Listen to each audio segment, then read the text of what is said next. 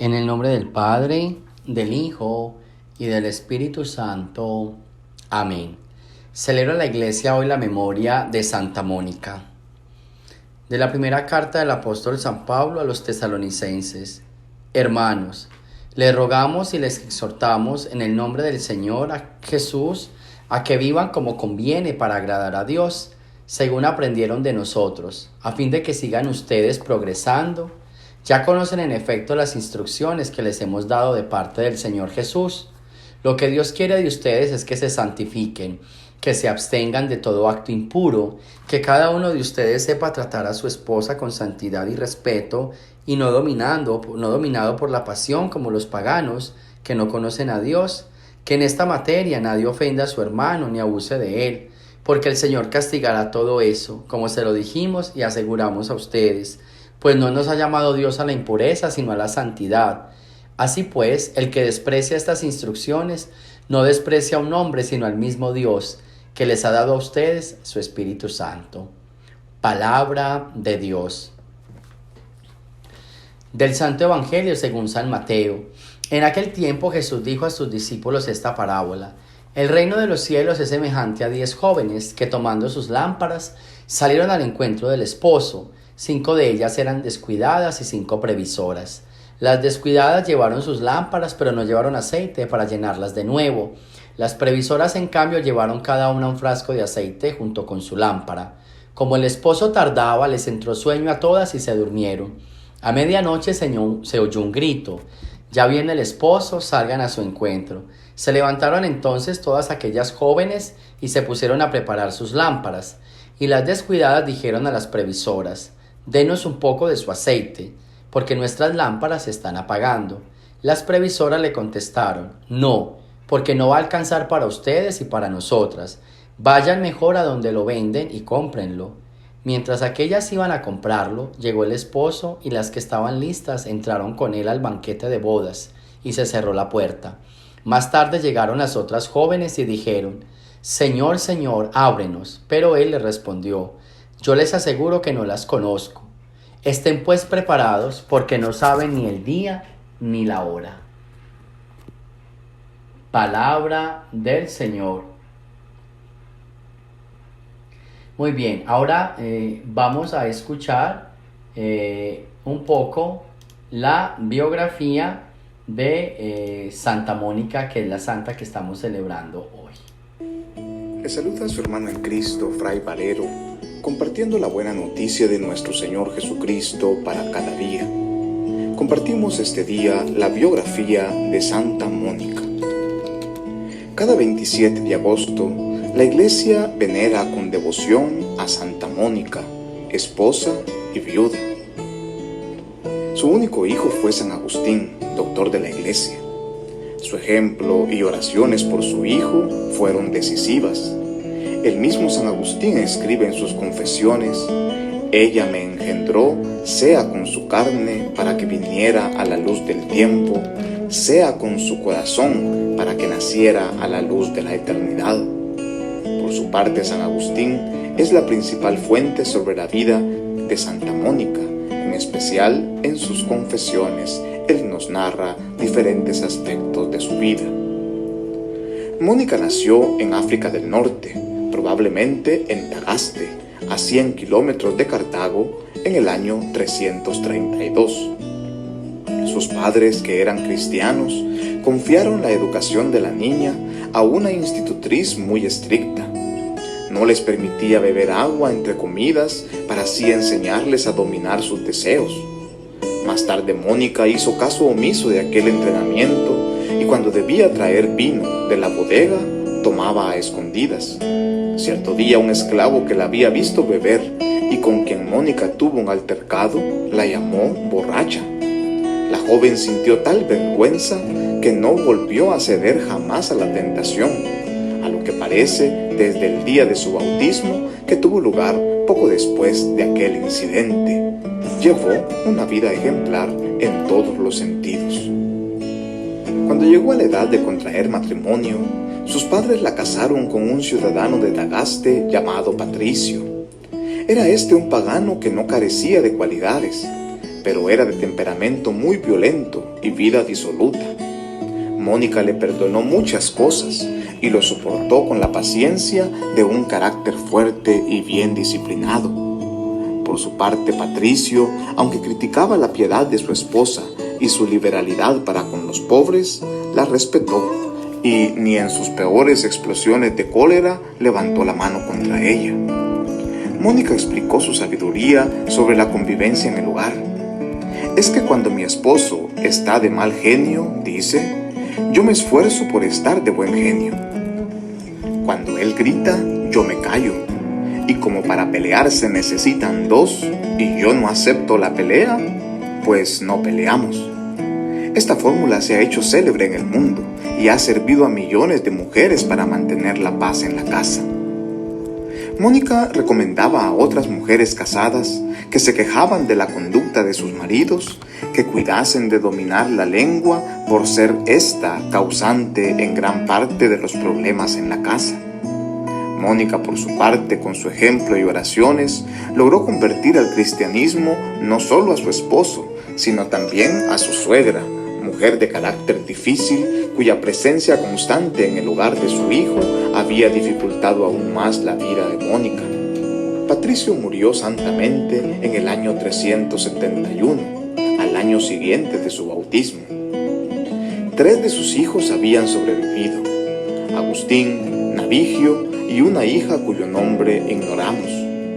Agustín era extraordinariamente inteligente, por lo que habían decidido darle la mejor educación posible, pero el carácter caprichoso, egoísta e indolente del joven había hecho sufrir mucho a su madre. Agustín había sido catecúmeno en la adolescencia y durante una enfermedad que le había puesto a las puertas de la muerte, estuvo a punto de recibir el bautismo, pero al recuperar rápidamente la salud, propuso el cumplimiento de sus buenos propósitos. Cuando murió su padre, Agustín tenía 17 años y estudiaba retórica en Cartago. 2 años más tarde, Mónica tuvo la enorme pena de saber de su hijo que llevaba una vida disoluta y había abrazado la herejía maniquea. Cuando Agustín volvió a Tagaste, Mónica le cerró las puertas de su casa durante algún tiempo para no oír las blasfemias que profesaba en su boca. Pero una consoladora visión que tuvo la hizo tratar menos severamente a su hijo. Soñó, en efecto, que se hallaba en el bosque llorando la caída de Agustín cuando se le acercó un personaje resplandeciente y le preguntó la causa de su pena. Después de escucharla, le dijo que secase sus lágrimas y añadió: «Tu hijo está contigo». Mónica volvió los ojos hacia el sitio que le señalaba y vio a Agustín a su lado. Cuando Mónica contó a Agustín el sueño, el joven respondió con desenvoltura que Mónica no tenía más que renunciar al cristianismo para estar con él. Pero la santa respondió al punto: «No se me dijo que yo estaba contigo, sino que tú estabas conmigo». Esta hábil respuesta impresionó mucho a San Agustín, quien más tarde la consideraba como una inspiración del cielo. La escena que acabamos de narrar tuvo lugar hacia finales del año 337, es decir, casi 9 años antes de la conversión de Agustín. En todo este tiempo, Mónica no dejó de orar y de llorar por su hijo, de ayunar y de velar, de rogar a los miembros del clero que discutiesen con él, por más que estos le aseguraban que era inútil hacerlo, dadas las disposiciones de Agustín. Un obispo que había sido maniqueo respondió sabiamente a las súplicas de Mónica. Su hijo está actualmente obstinado en el error, pero ya vendrá la hora de Dios, le dice el obispo. Como Mónica siguiese insistiendo, el obispo pronunció las famosas palabras: «Estate tranquila, es imposible que se pierda el hijo de tantas lágrimas». La respuesta del obispo y el recuerdo de la visión era el único consuelo de Mónica, pues Agustín no daba la menor señal de arrepentimiento. Cuando tenía 29 años, el joven decidió ir a Roma a enseñar la retórica. Aunque Mónica se opuso al plan, pues temía que no hiciese sino retardar la conversión de su hijo, estaba dispuesta a acompañarle si era necesario. Mónica fue con él al puerto en que iba a embarcarse, Pero Agustín, que estaba determinado a partir solo, recurrió a una vil estrategia. Fingiendo que iba simplemente a despedir a un amigo, dejó a su madre orando en la iglesia de San Cipriano y se embarcó sin ella. Más tarde escribió en las confesiones: me atreví a engañarla, precisamente cuando ella lloraba y oraba por mí. Muy afligida por la conducta de su hijo, Mónica no dejó por ello de embarcarse para Roma, pero al llegar a esa ciudad se enteró de que Agustín había partido ya para Milán. En Milán conoció a Agustín al gran obispo San Ambrosio. Cuando Mónica llegó a Milán, tuvo el indecible consuelo de oír de boca de su hijo que había renunciado al maniqueísmo, aunque todavía no abrazaba el cristianismo. La santa, llena de confianza, pensó que lo haría, sin duda, antes de que ella muriese. En San Ambrosio, por quien sentía la gratitud que se puede imaginar, Mónica encontró a un verdadero padre. Siguió fielmente sus consejos, abandonó algunas prácticas a las que estaba acostumbrada, como la de llevar vino, legumbres y pan a las tumbas de los mártires. Había empezado a hacerlo así en Milán, como lo hacía antes en África, pero en cuanto supo que San Ambrosio lo había prohibido porque daba lugar a algunos excesos y recordaba a la parentalia pagana, renunció a esas costumbres. San Agustín hace notar que tal vez no hubiese cedido tan fácilmente de no haberse tratado de San Ambrosio quien se lo dijo. En Tagaste, Mónica observaba el ayuno del sábado como se acostumbraba en África y en Roma. Viendo que la práctica de Milán era diferente, pidió a Agustín que preguntase a San Ambrosio lo que debía hacer. La respuesta del santo ha sido incorporada al derecho canónico. Cuando estoy aquí, no ayuno los sábados. En cambio, ayuno los sábados cuando estoy en Roma. Haz lo mismo y atente siempre a la costumbre de la iglesia del lugar en el que te encuentres. Por su parte, San Ambrosio tenía a Mónica en gran estima y no se cansaba de alabarla ante su hijo. Lo mismo en Milán que en Tagaste. Mónica se contaba entre las más devotas cristianas cuando la reina madre Justina empezó a perseguir a San Ambrosio. Mónica fue una de las que hicieron largas vigilias por la paz del obispo y se postró pronta a morir por él. Finalmente, en agosto del año 386, llegó el ansiado momento en que Agustín anunció su completa conversión al catolicismo. Desde algún tiempo antes, Mónica había tratado de arreglarle un matrimonio conveniente, pero Agustín declaró que pensaba permanecer célibe toda su vida. Durante las vacaciones de la época de la cosecha, se retiró con su madre y algunos amigos a la casa de verano de uno de ellos, que se llamaba Peregundo, en Casiciaco. El santo ha dejado escrita en sus confesiones algunas de las conversaciones espirituales y filosóficas en que pasó el tiempo de su preparación para el bautismo.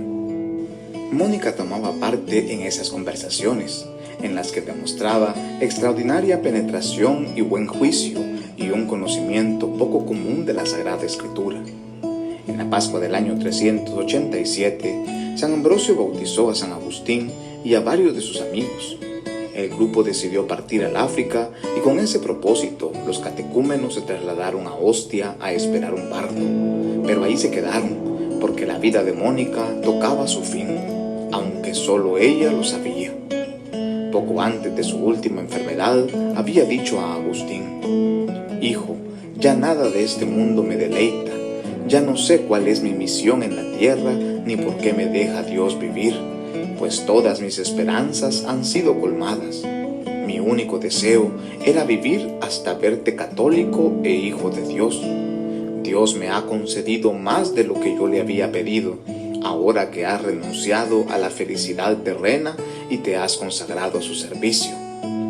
En Ostia se registran los últimos coloquios entre madre e hijo, de los que podemos deducir la gran nobleza de alma de esta incomparable mujer de no común inteligencia, ya que podía intercambiar pensamientos tan elevados con Agustín. Sucedió, escribe en el capítulo 9 de las Confesiones, que ella y yo nos encontramos solos, apoyados en la ventana, que daba hacia el jardín interno de la casa en donde se hospedaban, en Ostia. Hablábamos entre nosotros con infinita dulzura, olvidando el pasado y lanzándonos hacia el futuro, y buscábamos juntos, en presencia de la verdad, cuál sería la eterna vida de los santos, vida que ni ojo vio ni oído oyó, y que nunca penetró en el corazón del hombre. Lo único que pidió a sus 2 hijos fue que no se olvidaran de rezar por el descanso de su alma. Mónica había querido que la enterrasen junto a su esposo. Por eso un día en que hablaba con entusiasmo de la felicidad de acercarse a la muerte, alguien le preguntó si no le daba pena pensar que sería sepultada tan lejos de su patria. La santa replicó: no hay sitio que esté lejos de Dios, de suerte que no tengo por qué temer que Dios no encuentre mi cuerpo para resucitarlo. 5 días más tarde cayó gravemente enferma. Al cabo de 9 días de sufrimientos fue a recibir el premio celestial. A los 55 años de edad, era el año 387. Agustín le cerró los ojos y contuvo sus lágrimas y las de su hijo Adeodato, pues consideraba como una ofensa llorar por quien había muerto tan santamente. Pero en cuanto se halló solo y se puso a reflexionar sobre el cariño de su madre, lloró amargamente. El santo escribió: si alguien me critica por haber llorado menos de 1 hora a la madre que lloró muchos años para obtener que yo me consagre a ti, Señor, no permitas que se burle de mí, y si en nombre caritativo, haz que me ayude a llorar mis pecados en tu presencia. En las confesiones, Agustín pide a los lectores que rueguen por Mónica y Patricio, pero en realidad son los fieles los que se han encomendado desde hace muchos siglos a las oraciones de Santa Mónica, patrona de las mujeres casadas y modelo de las madres cristianas. Suplicamos al Señor la intercesión de esta gran santa por todas las mujeres que luchan a diario en su vida matrimonial y que perseveran en la vida eclesial. Santa Mónica ruega por nosotros, paz y bien. Ahí tenemos pues la vida de Santa Mónica. Una palabra bien bonita del Evangelio, de las lecturas, para que no pasen desapercibido, es esa frase de: lo que Dios quiere de ustedes es que se santifique. Y concuerda con esta vida de Santa Mónica, una vida santa. Hay una expresión que me gusta mucho cuando Santa Mónica oraba por su hijo, cuando se cansó de orar, que una vez recibió una inspiración de Dios que decía: Mónica, si tus oraciones no logran cambiarlo, que tus lágrimas logren salvarlo.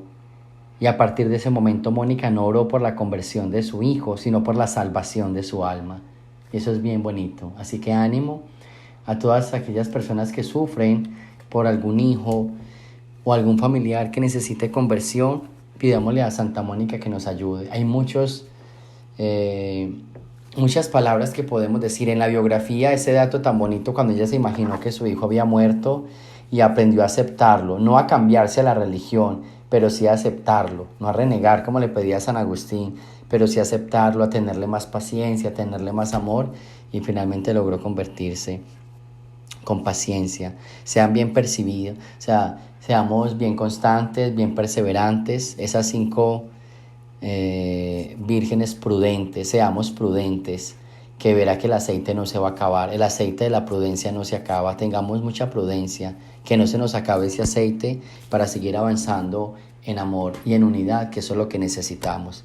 Pidámosle pues al Señor que nos ayude hoy y que por intercesión de Santa Mónica podamos crecer más en la santidad, en la perseverancia y en el amor.